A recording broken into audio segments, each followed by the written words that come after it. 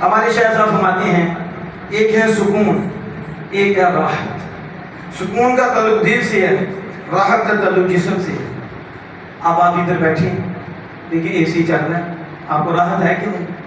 باہر گرمی ہے تو ادھر جسم کو آرام مل رہا ہے، ضروری نہیں کہ روح بھی ملے۔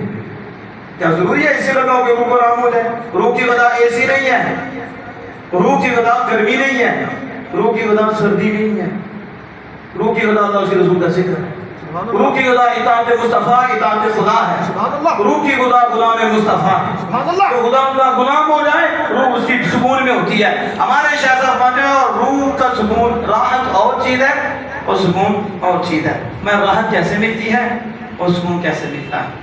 ابھی یہ دیکھو کھانے سارے لگے ہیں، سارے ثواب کے لیے ہیں، میں اسے کھاؤں گا میرے جسم کو راحت ہوگی نا۔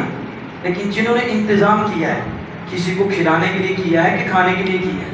بتائیں آپ، کھانے کے لیے کیا ہے کھلانے کے لیے؟ ابھی میرے کو پاؤں دبائے مجھے راحت ہوگی، مجھے کیا ہوگی؟ راحت ہوگی۔ ابھی کوئی مجھے پیسے دے مجھے خوشی ہوگی، میں اسے یہ چیز لوں گا یہ لوں گا، یہ میرے اپنے جسم اپنے حوالے سے ہے۔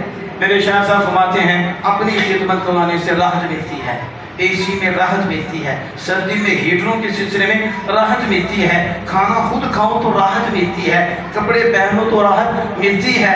لیکن جب کسی کو کھلاؤ، جب کسی کو پہناؤ، جب کسی کو پلاؤ، جب کسی کا کندھا بنو، جب کسی کے گوڈے دباؤ، یہ نہیں کہ انہوں دبائی چھوڑو، گوڈے دباؤ، خدمت کرو، تو خدمت کروانے سے راحت ملتی ہے، خدمت کرنے سے سکون ملتا ہے۔ سمجھو کتنی گفتگو میں کروں گا، میاں صاحب نے تو بات ہی ختم کر دی۔ بہتیاں گلاں وچ فائدہ کوئی نہیں، اسی نیڑے گل مکانی ہے، بہتیاں گلاں وچ فائدہ کوئی نہیں، میاں اسی نیڑے گل مکانی ہے۔ بادشاہ گل او کریے جڑی اگاں بھی کم آنی۔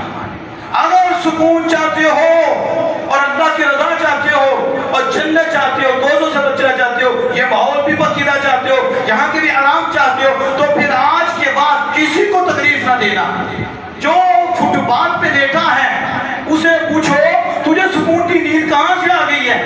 وہ کوٹھیوں میں لیٹے ہوئے پریشان ہے، اے لگا کے پریشان ہے، وہ سب کچھ ظاہری جسم کی سہولیات اکٹھی کر کے بھی رات کو نیند نہیں پڑ رہی، گولیاں کھا کے سو رہے ہیں، پریشان ہے، وہ نہ قتل کر دے، وہ نہ قتل کر دے، وہ نہ مار ڈالے، وہ نہ مار ڈالے۔